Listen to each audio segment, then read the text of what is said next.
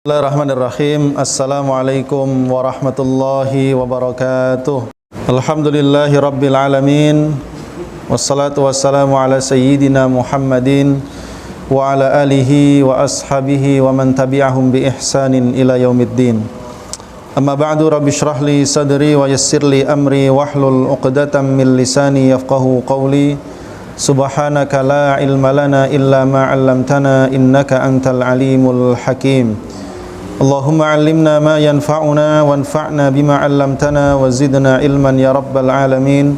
Allahumma inna nas'aluka ilman nafi'an wa rizqan tayyiban wa 'amalan mutaqabbalan wa shifaa'an min kulli da'in wa saqamin.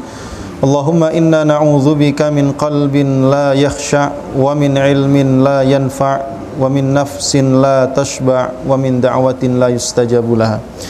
Ma'asyiral muslimin, jamaah yang dimuliakan Allah Subhanahu wa taala. Alhamdulillah, suasana baru. Ya, suasana baru ya, Pak. Biasanya di dalam kan? Sekarang di luar. Ya, sejuk, lebih sejuk di dalam atau di luar? Alhamdulillah. Salah suaranya jelas ya. Baik, malam hari ini insyaallah kita akan kembali melanjutkan pembahasan kita masih di surah Al-A'raf.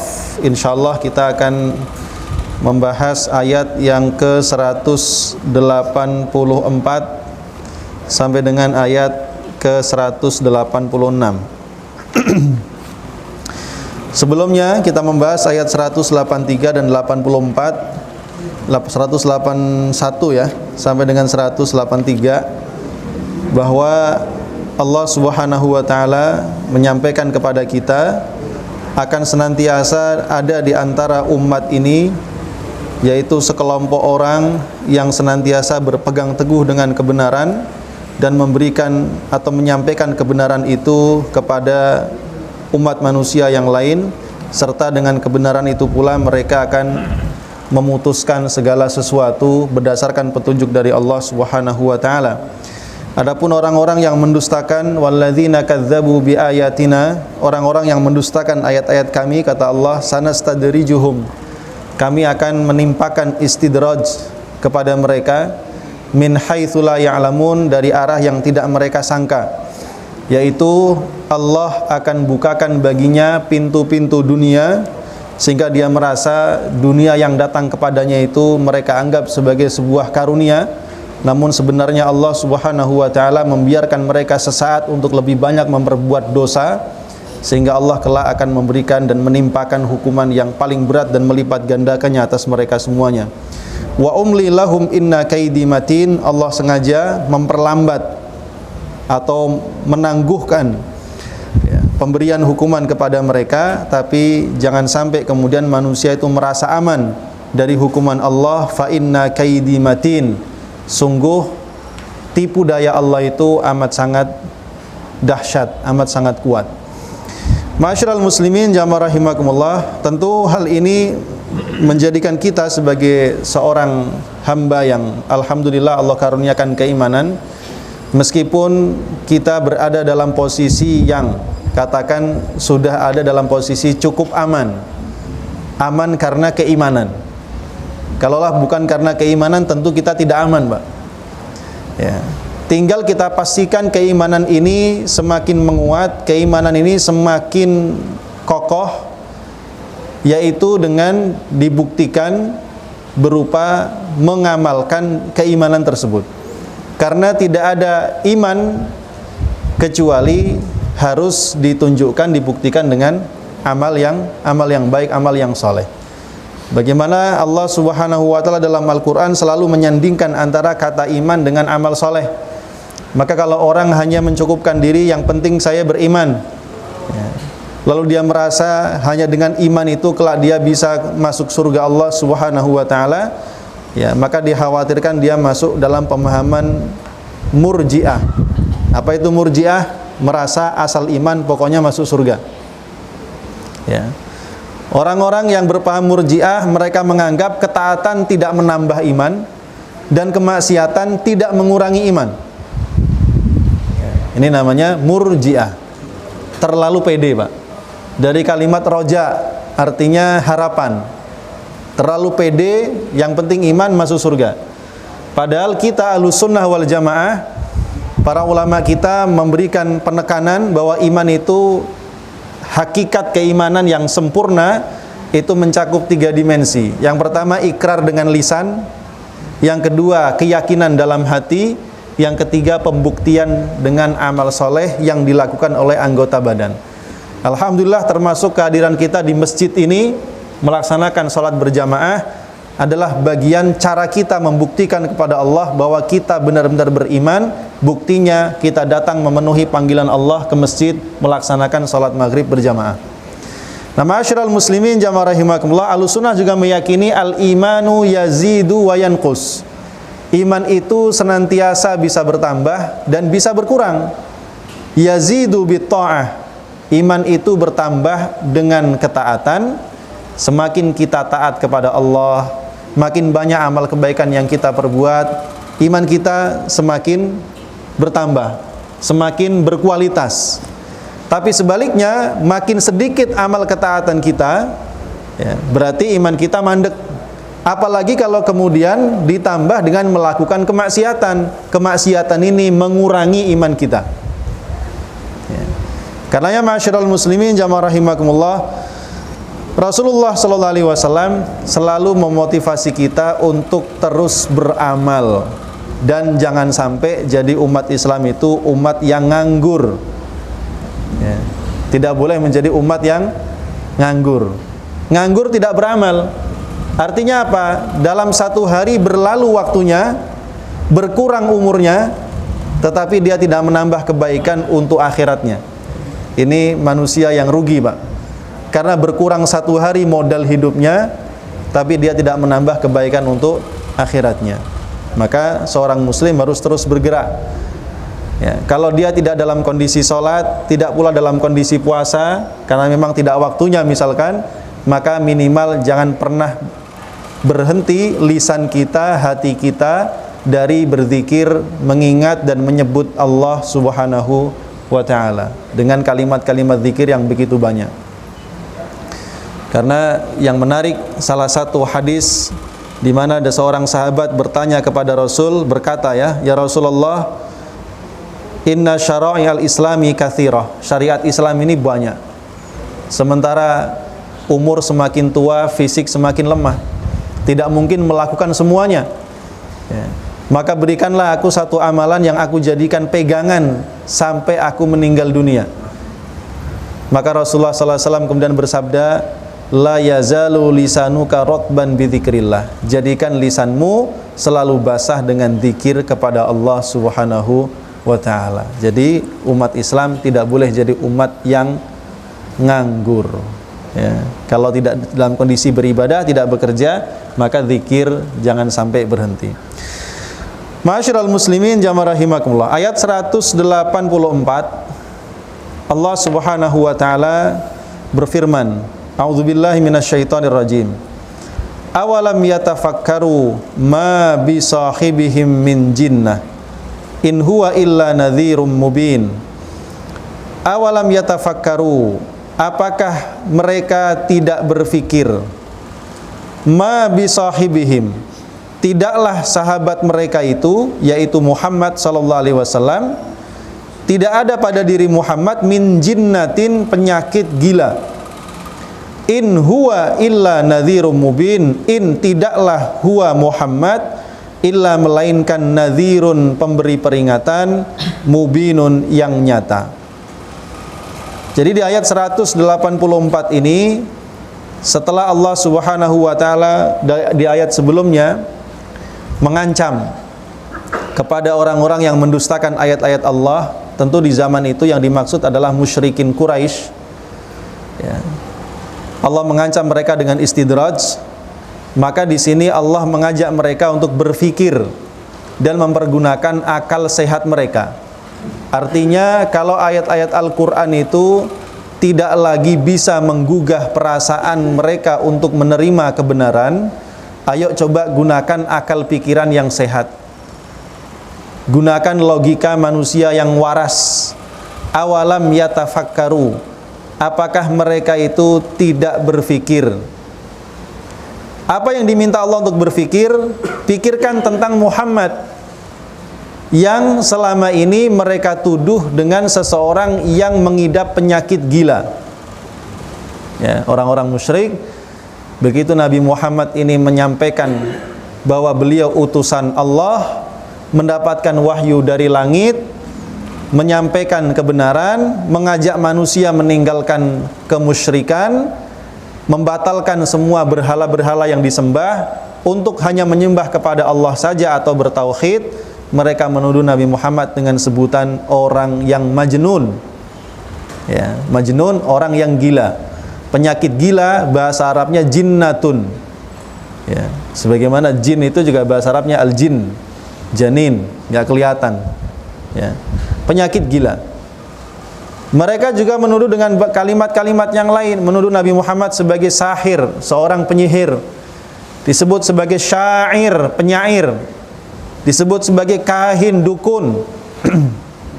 Ya. Maka Allah mengajak mereka untuk merenungkan. Kalau kalian menolak kenabian Muhammad sallallahu alaihi wasallam, coba kalian berpikir dengan akal yang sehat, ma bisahibihim. Tidak ada dalam diri sahabat kalian yaitu Muhammad itu min jinnatin, penyakit gila. Bagaimana kita memahaminya jamaah rahimakumullah? Di sini Allah mengungkapkan dengan kalimat ma bisahibihim, sahabat kalian. Allah mengungkapkan dengan lafal sahibihim, sahabat mereka. Kenapa dengan kalimat sahib? Sahib itu artinya sahabat. Orang yang senantiasa menemani. Allah ingin mengajak mereka berpikir, orang-orang musyrikin Mekah ini, Muhammad itu kan sejak lahir sampai dia jadi nabi nggak pernah kemana-mana, tinggalnya ya di Mekah itu. Kalian tahu bagaimana dia lahir, siapa orang tuanya, bagaimana nasabnya, kalian kenal. Dari mulai ayahnya, kakeknya, terus ke atas kalian paham nasabnya. Dan diakui oleh orang Mekah saat itu, nasabnya nasab terbaik. Dan semua dari Nabi Muhammad ke atas, ke ayahnya, ke ibunya, terus ke atas, semuanya melalui proses pernikahan yang halal. Tidak ada satupun yang melalui, mohon maaf, proses yang disebut dengan as-sifah atau az-zina, nggak ada. Jadi secara nasab bersih, kalian paham itu. Kemudian dari mulai kecilnya, bagaimana tumbuh kembangnya, masa kecilnya kalian paham, masa remajanya kalian paham. Begitu dia dewasa menikah kalian paham, bagaimana interaksinya dengan masyarakat kalian paham. Jadi sahib, seseorang yang dari kecilnya sudah dipersaksikan bagaimana kehidupannya, sehingga muncul dari lisan mereka sendiri pengakuan yang jujur. Bahkan jauh sebelum kenabian mereka menyebut beliau dengan sebutan Al-Amin, orang yang amat sangat bisa dipercaya. Ya. Berikutnya ketika terjadi perselisihan di antara mereka tentang siapa yang paling layak menempatkan Hajar Aswad kembali ke tempatnya setelah Ka'bah selesai direnovasi, yang itu semua suku merasa paling berhak, sehingga hampir saja terjadi peperangan dan pertumpahan darah di antara mereka. Lalu ada penengah yang mengatakan, bagaimana kalau yang memutuskan persoalan kita ini adalah seseorang yang pertama kali masuk dari pintu tersebut esok hari. Ketika besok ditunggu, yang muncul Nabi Muhammad. Apa komentar mereka? Radina bil amin, kami ridho, kami rela, kami ikhlas menerima Muhammad sebagai penengah. Itu kan sebuah kesaksian bahwa Muhammad ini pribadi yang baik, pribadi yang amanah dan tidak punya penyakit gila. Lah kalau gila nggak mungkin mereka rela jadi penengah. Gitu. Maka Nabi Muhammad menyelesaikan persoalan itu yang hampir saja menumpahkan darah mereka dengan cara yang paling sederhana. Ya. Rasul membentangkan sorbannya. Hajar Aswad beliau letakkan di bagian tengah. Lalu beliau minta perwakilan masing-masing suku untuk datang, masing-masing memegang bagian pinggir dari sorban itu. Lalu mereka mengangkatnya sesuai instruksi Nabi Muhammad dan membawa ke tempatnya. Lalu Nabi Muhammad yang mengambil Hajar Aswad itu dan diletakkan kembali ke tempatnya. Dan mereka semua, katakan kalau sekarang, bersorak dan berteriak merasa gembira karena semua orang merasa mendapatkan kemuliaan meletakkan Hajar Aswad pada tempatnya. Ya. Itu terjadi kira-kira 3-4 tahun sebelum Nabi diangkat sebagai Rasul. Ya. Jadi mereka sudah mengakui itu. Bahkan sifat Al-Amin ini masih mereka pegang teguh, Pak. Sampai Rasulullah SAW itu hijrah dari Mekah ke Madinah. Saudagar-saudagar Mekah. Itu zaman dulu nggak ada bank, Pak. Ya, nggak ada ATM. Kalau mau nyimpen duit di mana yang paling aman? Nggak ada dulu bank itu. Maka mereka akan menitipkan kepada manusia, kepada seseorang yang dianggap paling amanah. Dan di Mekah itu tidak ada orang yang paling amanah kecuali Nabi Muhammad. Maka mereka saudagar-saudagar Mekah yang kaya raya itu, termasuk sebagian mereka yang memusuhi Nabi Muhammad, itu walaupun setiap hari memusuhi, itu hartanya nyimpennya di rumah Nabi Muhammad. Coba, apa mungkin Nabi Muhammad disebut orang gila? Dan harta itu tidak diambil, tapi Rasulullah yang mengembalikan.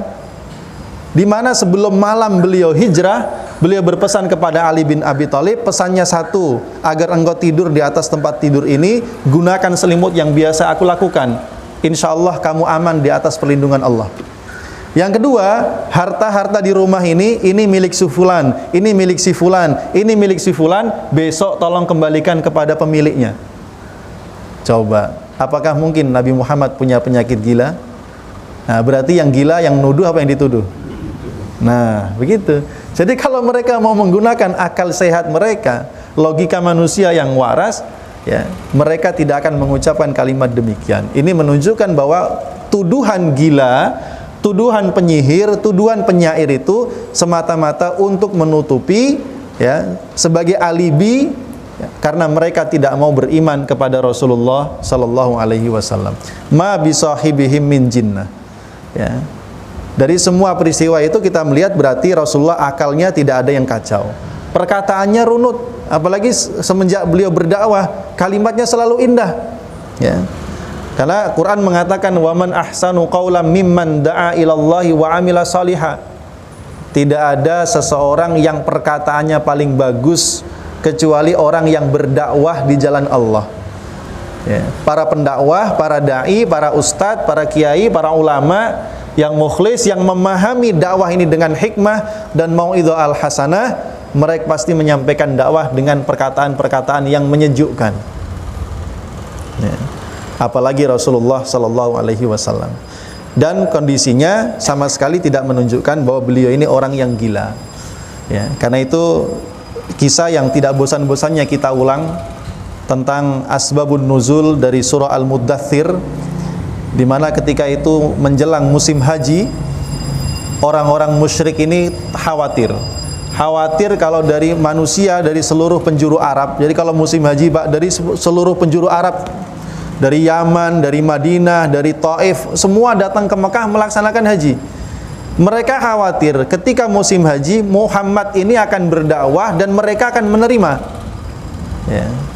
Maka mereka berkumpul di Darun Nadwah untuk menyepakati satu kata yang akan dituduhkan kepada Rasulullah SAW supaya orang-orang Arab di luar Mekah kalau ketemu Nabi Muhammad mereka tidak mau beriman. Maka dia ngasih ide, kita sebut dia dukun. Ya. Ini pimpinan rapatnya, ceritanya namanya Al-Walid bin Mughirah, ayahnya Khalid. Kata Al-Walid, enggak, kalau tentang dukun, Muhammad bukan dukun. Kita tahu, kita lebih paham perdukunan daripada Muhammad. Kalau begitu kita sebut dia sebagai sahir, seorang penyihir. Oh tidak, Muhammad tidak penyihir, kita lebih paham sihir daripada Muhammad. Kalau begitu kita sebut sebagai penyair. Oh tidak, kita belum pernah mendengar Muhammad membacakan syair, apalagi membuat syair. Ya. Kata surat Yasin gimana? Wa ma 'allamnahu syi'ra wa ma yanbaghilah. Kami, kata Allah, tidak pernah mengajarkan syair kepada Muhammad dan syair itu enggak layak buat dia. Terus apa? Mikir dia, bolak-balik. Kita sebut sebagai orang yang junun, orang gila. Kata Al-Walid, oh enggak, orang gila kita paham bagaimana keadaan, dan keadaan Muhammad tidak mirip orang gila sama sekali. Ya. Akhirnya Al-Walid yang mutusin sendiri. Setelah mondar-mandir dia mikir ke sana kemari, ya udah deh, kita bilang aja Muhammad ini penyihir. Loh kok balik lagi penyihir? Iya, karena dari kalimat penyihir ini lebih dekat kepada perbuatan Muhammad. Tidakkah kalian melihat ucapan Muhammad itu sangat indah? Siapapun yang tersihir dengan kata-katanya, dia pasti akan, kalau dia suami berpisah dari istrinya, kalau dia anak berpisah dari orang tuanya. Dan begitulah kerjaan para penyihir, tukang misahin suami dari istri, misahin orang tua dari anak. Jadi begitu, mereka mencoba berkonspirasi untuk menyampaikan tuduhan kepada Nabi Muhammad supaya manusia tidak beriman, tapi semua batal, ya, karena mereka tidak mendapati sama sekali sifat-sifat tersebut dalam diri Rasulullah sallallahu alaihi wasallam. Nah, ma'asyiral muslimin jamaah rahimakumullah, in huwa illa nadhirum mubin, ya. Kalau kalian mau berpikir Muhammad itu tidak punya penyakit gila, tapi sebaliknya tidaklah dia itu melainkan nadhirun, seorang pemberi peringatan, mubinun yang nyata. Dia adalah seorang pemberi peringatan, utusan Allah yang mengingatkan kalian tentang azab Allah Subhanahu wa taala dengan bukti-bukti yang amat sangat jelas. Jadi kalau seandainya mereka mau berpikir dengan akal yang waras, tentu mereka tidak akan mendustakan Rasulullah sallallahu alaihi wasallam. Dan nyatanya yang seperti ini, Pak, zaman sekarang itu juga masih banyak. Ya, orang-orang di luar sana, yang tentu di luar Islam maksud saya, yang meragukan kebenaran Rasulullah sallallahu alaihi wasallam dan menganggap beliau ini orang yang memiliki berbagai macam, katakanlah, penyakit ini itu dan lain sebagainya, ya. Kalau itu orang di luar Islam, sebenarnya kita masih bisa bilang, ya namanya juga nggak beriman, gitu kan, ya. Adapun kita orang-orang yang beriman, kita sudah mendapatkan jawaban seluruhnya dalam Al-Quran, ya. Yang aneh itu kalau ada orang mengaku beriman tapi meragukan, ya. Dan iman itu kalau dia masih diliputi dengan keraguan, namanya bukan iman. Kalau iman masih diliputi dengan keraguan, namanya tidak iman, tidak sempurna imannya. Dalam surah Al-Hujurat, innamal mu'minuna alladzina amanu billahi wa rasulihi thumma lam yartabu wajahadu bi amwalihim wa anfusihim fi sabilillah ulaika humus shadiqun. Sesungguhnya orang-orang yang disebut orang yang beriman dengan keimanan yang benar adalah mereka yang beriman kepada Allah, beriman kepada Rasulnya. Kalimat yang spesifik, thumma lam yartabu, kemudian mereka tidak ragu. Jadi ada kalimat tidak ragu, ya. Lalu mereka buktikan iman itu dengan berjuang, berjihad di jalan Allah dengan harta dan nyawa mereka. Barulah Allah kasih gelar ulaika humus shadiqun. Itulah yang disebut orang yang jujur, tulus, benar dalam keimanannya. Jadi kalau masih ada keraguan, namanya bukan keimanan, ya. Nah, ma'asyiral muslimin jamaah rahimakumullah, ya. Tapi tadi kita katakan bahwa mereka itu mengatakan Nabi Muhammad itu gila, ya, hanya sebagai sebuah alibi untuk menutupi ketidakmampuan mereka membuktikan kedustaan Nabi Muhammad SAW, karena beliau tidak dusta, beliau membawa sebuah kebenaran. Ya kalau diperingatkan sudah nggak mau, ya mau gimana lagi? Hujjah sudah ditegakkan, bukti sudah ditunjukkan, ya. Kalau masih nggak percaya, ya sudah, ya, lakum dinukum waliyadin, ya. Dalam ayat yang lain diantaranya surah Saba 46, Allah juga berfirman, qul innama a'idzukum biwahidatin. Katakanlah wahai Muhammad, sesungguhnya aku nasihatkan kepada kalian satu hal saja, antaqumu lillah, agar kalian berdiri karena Allah. Maksudnya adalah bertindak, berbuat murni karena Allah. Jangan dilandasi karena ta'assub, fanatik. Jangan dilandasi karena pembangkangan, ya. Mathna wa furoda, silakan mau berdua, mau sendiri, mau berkelompok ataupun sendiri-sendiri, silahkan.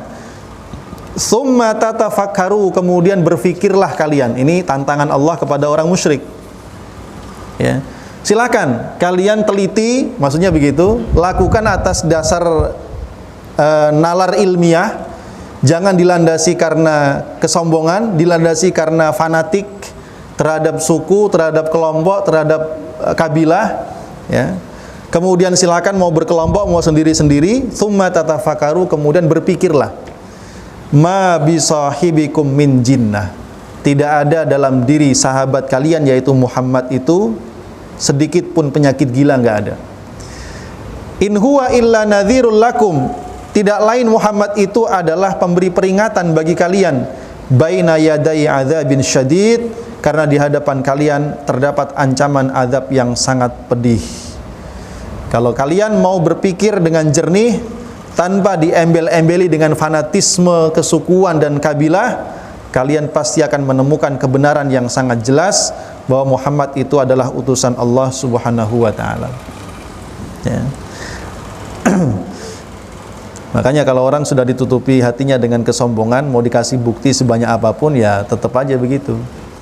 Jadi sederhananya sebenarnya kalau masalah Quran itu tinggal siapa yang bawa. Quran itu yang bawa siapa, Pak? Nabi Muhammad. Kalau Nabi Muhammad itu dari mulai kecil tidak pernah dikenal sebagai pembohong, lalu beliau tiba-tiba menyampaikan sesuatu dan mengatakan saya utusan Allah, mendapatkan wahyu dari langit, ya, maka orang yang mengenal Nabi Muhammad ini pasti akan mengatakan Muhammad gak mungkin bohong, gitu kan? Seperti Abu Bakar As-Siddiq, dia juga mengenal Rasul sejak kecil, sahabatnya sebelum kenabian dan sahabatnya setelah kenabian, ya. Tapi Abu Bakar menggunakan akal pikiran yang sehat, maka apapun yang dikatakan oleh Nabi Muhammad, Abu Bakar selalu percaya, ya. Maka ketika sebagian orang meragukan tentang Isra dan Mi'raj, Abu Bakar mengatakan, kalau Nabi Muhammad mengatakan lebih dari itu, saya tetap percaya. Makanya dengan kemantapan hatinya itu, dia mendapatkan gelar As-Siddiq, orang yang selalu membenarkan, ya. Jadi sesederhana itu saja sebenarnya kalau kita mau berpikir. Kemudian ma'asyiral muslimin jamaah rahimakumullah, ayat 185 Allah Subhanahu wa taala kemudian mengajak kepada manusia, tentu khususnya kepada orang musyrik Mekah pada saat itu, untuk melihat, memperhatikan dan berpikir tentang kekuasaan Allah Subhanahu wa taala di langit dan di bumi. Allah berfirman, a'udzubillahi minasyaitonir rajim. Awalam yanzuru fi malakutis samawati wal ard wa ma khalaqallahu min syai'in wa an asa ay yakuna qad iqtaraba ajaluhum fa bi ayyi haditsin ba'dahu yu'minun. Awalam yanzuru, apakah mereka juga tidak melihat? Sudah sering kita jelaskan kalimat nadhara yanzuru artinya melihat dengan berpikir, melihat dengan meneliti, melihat dengan merenungkan, bukan sekedar melihat menyaksikan. Apakah mereka tidak melihat fi malakutis samawati, pada kerajaan langit, wal ardi dan bumi, wama dan apa saja, khalaqallahu yang Allah ciptakan, min syai'in berupa apapun, wa an asa dan boleh jadi, ayyakuna qad iqtaraba apabila telah dekat ajaluhum kematian mereka, fabi ayyi haditsin, maka dengan perkataan apa lagi, ba'dahu setelah Quran ini, yu'minun mereka mau beriman. Jadi berikutnya Allah mengajak kepada manusia untuk berpikir tentang kerajaan langit dan bumi. Artinya apa yang bisa disaksikan manusia di langit dan apa yang bisa disaksikan manusia di bumi. Langit dengan seluruh perhiasannya, bintang, bulan, matahari dan semua yang ada di langit, ya. Dan apa yang turun dari langit, air hujan, ya. Begitu pula dengan semua yang ada di bumi, tanahnya, lautnya, pohonnya, binatangnya, gunungnya, lembahnya, semua. Cobalah manusia itu melihat kepada kerajaan langit dan bumi, ya. Wal munasabah bainal amrayni anna da'watar rasul lahum ila tauhid wa ibtalish syirki hiya min akbari bawa'ithim ala takdzibihi. Jadi Allah Subhanahu wa taala ingin mengajak mereka untuk berpikir tentang kerajaan langit dan bumi, karena dengan itulah mereka akan mendapatkan bukti-bukti kebenaran tentang keesaan Allah Subhanahu wa taala. Makanya sebagian ulama mengatakan bahwa Allah Subhanahu wa taala dengan ayat ini jamaah rahimakumullah, para ulama mengatakan tentang kewajiban setiap muslim untuk menguatkan keimanan mereka dengan bukti-bukti ilmiah. Berupa apa? Berupa apa yang mereka saksikan di alam semesta ini.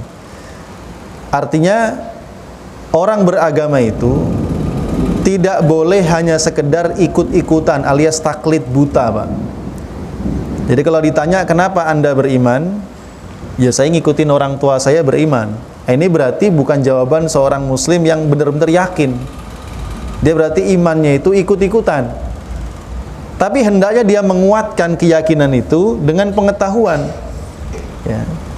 Minimal dengan membaca Quran, ya. Atau ditambah dengan ya ini menyaksikan tentang kekuasaan Allah di langit dan di bumi.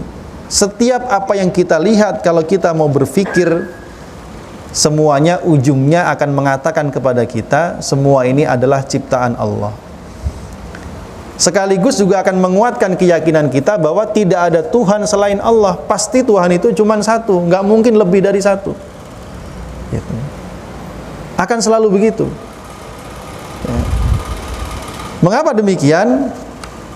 Supaya keimanan kita ini benar-benar dibangun di atas keyakinan yang kokoh, ya. Bukan atas dasar ikut-ikutan, ya. Kerajaan langit dan bumi. Awalam yang zuru, apakah mereka tidak melihat kepada luasnya kerajaan Allah di langit maupun di bumi, berupa matahari, bulan, bintang, awan, dan yang semua yang di bumi seperti lautan, pegunungan, pohon, dan lain sebagainya, ya. Sederhananya di dalam surah Abasa, falyanzuril insanu ila ta'ami. Hendaknya manusia itu melihat makanannya. Makanan yang kita makan, Pak. Orang Indonesia makan nasi. Anna sababnal ma'a sabba. Kata Allah, kami yang menyiramkan air itu dengan siraman yang banyak, ya. Tsumma syaqqaqnal arda syaqqa. Setelah air diturunkan dari langit kena bumi, kata Allah, kami yang membelah bumi ini, lalu muncul dari bawah bumi itu tunas, ya. Jadi gabah itu ditaruh di tanah, disiram air hujan, tumbuh tunasnya. Begitu pula pepohonan yang lain. Fa'ambatna fiha habba. Lalu kami tumbuhkan dengan air hujan itu habba, benih, ya.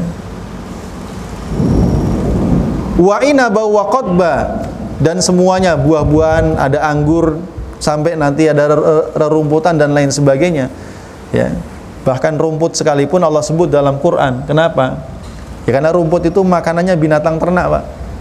Sapi, kambing, kerbau, kuda, ya, dan lain sebagainya, makanannya dari situ. Onta pun juga demikian.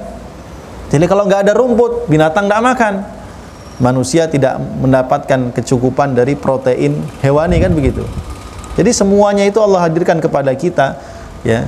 Semua kekuasaan Allah di langit dan bumi mengantarkan kita pada kesimpulan Tuhan itu pasti ada. Dialah yang menciptakan seluruh alam semesta ini beserta isinya, dan Tuhan itu mesti cuma satu, tidak mungkin lebih dari satu. Wa ma khalaqallahu min syai'in, dan begitu pula pikirkanlah tentang semua yang Allah ciptakan di alam semesta ini. Ya, tidak cukup hanya dengan melihat langit, tidak cukup dengan melihat bumi, tapi kepada semua yang Allah ciptakan.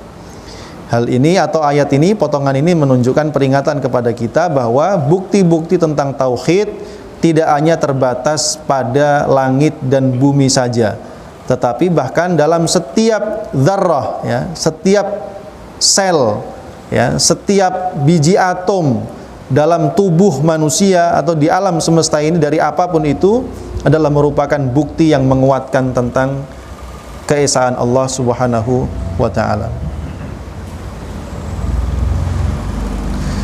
Kemudian wa an asa ayyakuna qad iqtaraba ajaluhum. Ya, jadi Allah di sini sebenarnya pengen mengajak manusia berpikir pada 3 hal, Pak. Yang pertama tentang langit dan bumi. Yang kedua tentang semua yang diciptakan Allah selain dari langit dan bumi. Yang ketiga tentang ajal manusia, bahwa ajal manusia itu mereka tidak tahu kapan datangnya. Maka Allah ajak mereka berpikir Apakah kalian atau mereka tidak memikirkan bagaimana kalau ajal mereka itu ternyata sudah dekat? Terus mereka masih tidak beriman. Terus mereka masih berdusta. Terus mereka masih kemudian memusuhi. Bagaimana kalau kemudian mereka mati dalam kondisi tidak beriman, sehingga hilang semua alasan-alasan yang dapat membebaskan mereka dari azab Allah Subhanahu wa taala. Ya. Makanya kematian itu selalu memberikan nasihat kepada kita. Kalau seandainya manusia itu ingat dia pasti akan mati, tentulah hal itu akan mengendalikan perilakunya sehingga dia tidak menjadi manusia yang durhaka kepada Allah Subhanahu wa taala. Tapi lagi-lagi hal ini hanya berguna bagi orang yang meyakini setelah kematian itu ada kehidupan, Pak. Kalau yang tidak yakin setelah kematian itu ada kehidupan, ada hisab, ya percuma. Ya. Orang ateis juga tahu bahwa dia bakal mati. Cuman sayangnya dia menganggap mati itu ya selesai dari segalanya. Dia tidak meyakini bahwa setelah mati itu ada kehidupan kembali untuk mempertanggungjawabkan amalnya. Ya. Itu. Makanya di ayat berikutnya, man yudlilillahu fala hadiyalah. Man siapapun yudlil, menyesatkannya Allahu Allah, barang siapa yang Allah sesatkan, fala hadiyalahu, tidak akan ada seorang pun atau siapapun yang bisa memberikan hidayah kepadanya. Ya. Kenapa? Karena manusia itu yang memilih kesesatan. Jadi kalimat Allah menyesatkan di sini tidak boleh diartikan Allah yang menjadikan manusia itu sesat. Bukan. Allah tidak pernah memaksa manusia menjadi sesat. Ya. Tapi Allah melapangkan jalan. Semua perbuatan manusia, perbuatan yang baik, perbuatan yang buruk, Allah yang menciptakan. Lalu Allah mendorong manusia untuk berbuat kebaikan, mulai dari keimanan dan seterusnya. Lalu Allah siapkan balasan. Maka orang yang ketika datang kepadanya bukti-bukti kebenaran, berupa Al-Quran, berupa bukti-bukti ilmiah di alam semesta, lalu dia menerima itu sebagai kebenaran, lalu dia beriman kepada Allah, ya berarti Allah lapangkan jalannya mendapatkan hidayah. Allah semakin tambahkan hidayah kepadanya. Dalam surah Muhammad, walladzina tadau zadahum huda wa atahum taqwahum. Dan orang-orang yang kalimatnya ihtadau, orang-orang yang mencari petunjuk, dia mencari kebenaran dia. Ya. Maka zadahum huda, Allah tambahkan kepadanya hidayahnya. Wa atahum taqwahum, Allah berikan kepadanya ketakwaan. Tapi kalau orang itu setelah datang kepadanya kebenaran, datang kepadanya Quran, dihadirkan kepadanya bukti-bukti serangkaian kebenaran di alam semesta, tapi tetap dia seperti Abu Jahal, nggak mau dia menerima keimanan, ya, maka berlakulah ayat Allah dalam surah As-Saff, falamma zaghu azaghallahu qulubahum. Ketika mereka memilih kesesatan, Allah lapangkan jalan kesesatan bagi mereka. Jadi bukan Allah yang maksa mereka jadi sesat, mereka yang pilih itu. Maka Allah berikan jalan sesuai dengan keinginannya. Maka orang seperti ini, barang siapa yang disesatkan, dibiarkan sesat oleh Allah, tidak akan ada seorang pun yang bisa memberikan hidayah kepadanya. Kenapa? Karena semua bukti kebenaran sudah ditolak. Apa yang terjadi? Wa yadharuhum, dan Allah membiarkan mereka fi tughyanihim, dalam kesesatan mereka, ya'mahun, mereka kebingungan sendiri. Ya. Mereka dibiarkan Allah kebingungan sendiri dengan kesesatan yang mereka pilih. Ya, maka matilah mereka dalam kondisi tersesat, kecuali orang-orang yang Allah berikan rahmatnya di akhir hayatnya. Nah, ma'asyiral muslimin jamaah rahimakumullah, ini menguatkan kembali bahwa hidayah itu ada di tangan Allah Subhanahu wa taala, tapi bukan berarti kemudian kita diam saja tidak menjemput hidayah. Oh tidak, kita harus menjemput hidayah.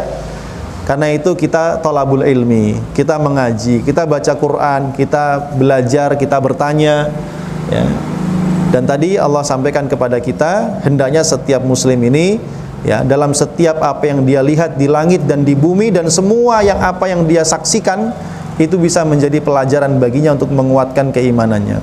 Makanannya, minumnya, tidurnya, ya, dirinya sendiri, semuanya harus bisa menjadi bukti yang menguatkan keyakinannya kepada Allah Subhanahu wa taala.